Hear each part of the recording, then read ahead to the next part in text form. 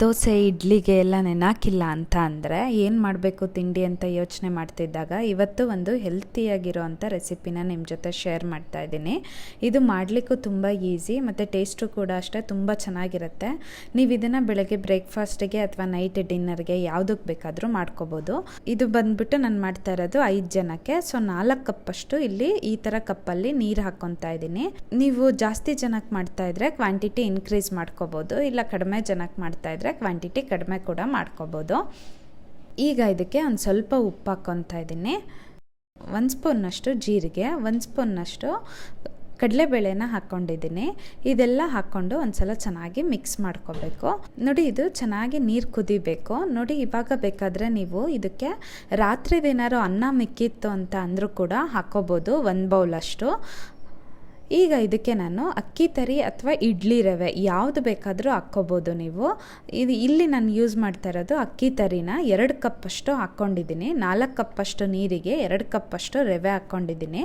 ರವೆ ಹಾಕಿದ ಮೇಲೆ ಚೆನ್ನಾಗಿ ಮಿಕ್ಸ್ ಮಾಡ್ಕೋಬೇಕು, ಒಂದು ಸ್ವಲ್ಪನೂ ಗಂಟಿಲ್ದಲ್ಲೇ ಇರೋ ರೀತಿಯಲ್ಲಿ ಮಿಕ್ಸ್ ಮಾಡ್ಕೋಬೇಕಾಗತ್ತೆ. ಅಕ್ಕಿ ತರಿ ಆಗಿರೋದ್ರಿಂದ ಜಾಸ್ತಿ ಗಂಟು ಕೂಡ ಆಗಲ್ಲ. ನೋಡಿ, ಅಕ್ಕಿನ ಚೆನ್ನಾಗಿ ವಾಶ್ ಮಾಡಿಕೊಂಡು ಒಂದು ಸ್ವಲ್ಪ ಒಣಗಿದ ಮೇಲೆ ಅದನ್ನು ರವೆ ಕನ್ಸಿಸ್ಟೆನ್ಸಿಗೆ ಪೌಡರ್ ಮಾಡಿ ಇಟ್ಕೊಂಡ್ರೆ ಅಕ್ಕಿ ತರಿ ರೆಡಿಯಾಗಿ ಹೋಗ್ಬಿಡುತ್ತೆ. ಮನೆಯಲ್ಲೇ ಈಸಿಯಾಗಿ ಪ್ರಿಪೇರ್ ಮಾಡ್ಕೋಬೋದು.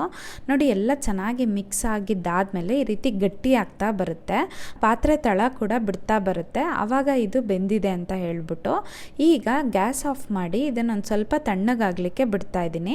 ಇದಕ್ಕೆ ಸೂಪರ್ ಕಾಂಬಿನೇಷನ್ ಅಂತ ಅಂದರೆ ಶೇಂಗಾ ಬೀಜದ ಚಟ್ನಿ, ಅದನ್ನು ಮಾಡ್ಕೊತಾ ಇದ್ದೀನಿ. ಹುರಿದಿರೋ ಅಂಥ ಶೇಂಗಾ ಬೀಜ ಹಾಕ್ಕೊಂಡಿದ್ದೀನಿ, ಆಮೇಲೆ ಒಣಮೆಣಸಿನ್ಕಾಯಿ, ಬೆಳ್ಳುಳ್ಳಿ ಒಂದು ಸ್ವಲ್ಪ, ಆಮೇಲೆ ಇದಕ್ಕೆ ಉಪ್ಪು ರುಚಿಗೆ ತಕ್ಕಷ್ಟು, ತೆಂಗಿನಕಾಯಿ 1 ಬೌಲ್ ಅಷ್ಟು ಹಾಕಿದ್ದೀನಿ, ನೀರು ಒಂದು ಸ್ವಲ್ಪ ಹಾಕ್ಕೊತಾ ಇದ್ದೀನಿ. ಇದೆಲ್ಲ ಹಾಕ್ಬಿಟ್ಟು ನುಣ್ಣಗೆ ರುಬ್ಕೋಬೇಕು. ನೋಡಿ, ಶೇಂಗಾ ಬೀಜದ ಚಟ್ನಿ ಜೊತೆ ಇದು ಸೂಪರಾಗಿರುತ್ತೆ. ನೋಡಿ, ಇವಾಗ ಈ ರೀತಿ ಒಂದು ಸ್ಟೀಮರ್ ಪಾತ್ರೆನ ಇಟ್ಟಿದ್ದೀನಿ.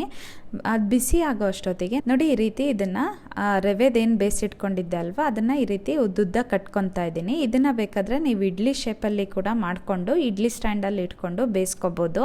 ಬಟ್ ಈ ರೀತಿ ಮಾಡಿದ್ರೆ ಕಡುಬು ಥರ ಚೆನ್ನಾಗಿ ಅನಿಸುತ್ತೆ. ಇದು ಮಲೆನಾಡು ಮನೆಗಳಲ್ಲೆಲ್ಲ ಅಕ್ಕಿ ತರಿ ಕಡುಬು ಬೆಳಗ್ಗೆ ಹೊತ್ತು ಬ್ರೇಕ್ಫಾಸ್ಟಿಗೆ ತುಂಬ ಫೇಮಸ್ಸು. ಇದಕ್ಕೆ ಸ್ಪೈಸಿಯಾಗಿ ಸಾಂಬಾರುಗಳು, ಕಾಳಿನ ಸಾಂಬಾರು, ಇದನ್ನೆಲ್ಲದನ್ನು ಮಾಡ್ಕೋಬೋದು, ಅದು ಕೂಡ ತುಂಬ ಚೆನ್ನಾಗಿರುತ್ತೆ.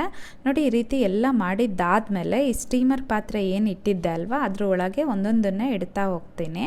ರವೆದೆಲ್ಲ ಆಲ್ರೆಡಿ ಬೆಂದಿರೋದ್ರಿಂದ ಈ ರೀತಿ ಒಂದ್ರ ಮೇಲೊಂದು ಇಟ್ಬಿಟ್ಟು ಫುಲ್ ಎಲ್ಲದನ್ನು ಇಟ್ಟು ಮುಚ್ಚಿಬಿಟ್ಟು ಒಂದು 5 ನಿಮಿಷ ಬೇಯಿಸ್ಕೊಂಡ್ರೆ ಸಾಕು.